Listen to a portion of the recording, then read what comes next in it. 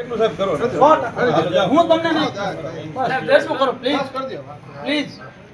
હવે 7 માં 10 માં ફરક નહીં નહીં અત્યારે સાહેબ અત્યારે જે છે અત્યારે પ્લીઝ હું તમને કહું છું ખરો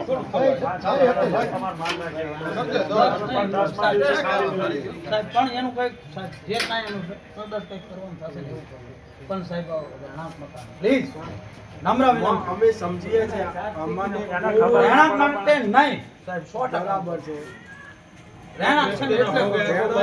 રહેણાંક માટે નહીં બધા જેનું બીજું છે ને એ પાડી દો જા હું કહું છું પ્લીઝ એકના હિસાબે આખો પરિવાર એટલા માટે હું આવ્યો એટલે તમને રજૂઆત એટલે હું રજૂઆત કરું છું સાહેબ કે રહેણાંક માટે કંઈક વિચારો બીજું તમે એને જ્યાં દંડ આપવો એ આપો રહેણાંક માટે સરકારી જમીનની અંદર છે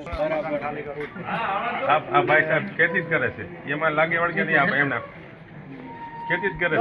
એટલે તો એટલે એના માટે કંઈક સાહેબ હવે કીધું છે હવે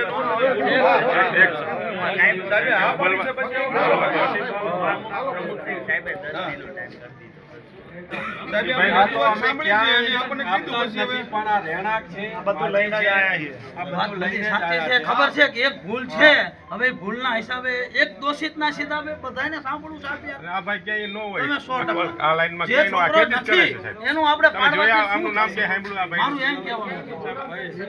દરેકની જવાબદારી ના ના જયપાલ તો અલગ રહે છે આ એમના ફાધર રહે રમાભાઈ રમેશભાઈ હા એ રમેશભાઈ હવે એકબીજા બોલતા નથી સાહેબ એને એ ખેતી જ કરે છે એને આ લાઈન ને લાગે વળગે કાંઈ નહીં શાંતિ રાખો બોલવા એ ખેતી જ કરે સાહેબ આમાં ઇન્વોલ્વ કાંઈ નથી એના ફાધર નું વગાણ છે આ અને આ તો હું છોકરા એવા થાય સાહેબ શું કરે કંટ્રોલ તો હોવો જોઈએ તકલીફ વાળું છે કિડની કેન્સર છે એને કેન્સર છે હું એટલે ત્યાંથી નમ્ર વિનંતી એટલે જ કરવા એક રાણા મકાન માટે રાણુના ભાઈના બી એવું જ હતું કિડની નથી બરાબર સાહેબ એ તો છે ને ખબર અહીંયા આવ્યો ને એટલે હું કહું છું એક્સપાયર થઈ ગયા ને અહીંયા આવ્યા છો ને એટલે એમને બી એવું જ હતું તમને બધાને ખબર જ હશે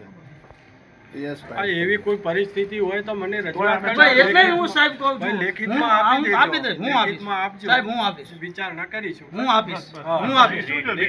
તમારો ખૂબ ખૂબ આભાર માનું છું. વિચારણા કરીશું બરાબર જે પરિસ્થિતિ એવી હોય ખૂબ ખૂબ જે તમારો રોગ આભાર હોય, સાહેબ હું મને આભાર લેખિતમાં હું આપીશ એની બધું આવીને હું ફાઇલ આપીશ એના વતી હું આવીશ સાહેબ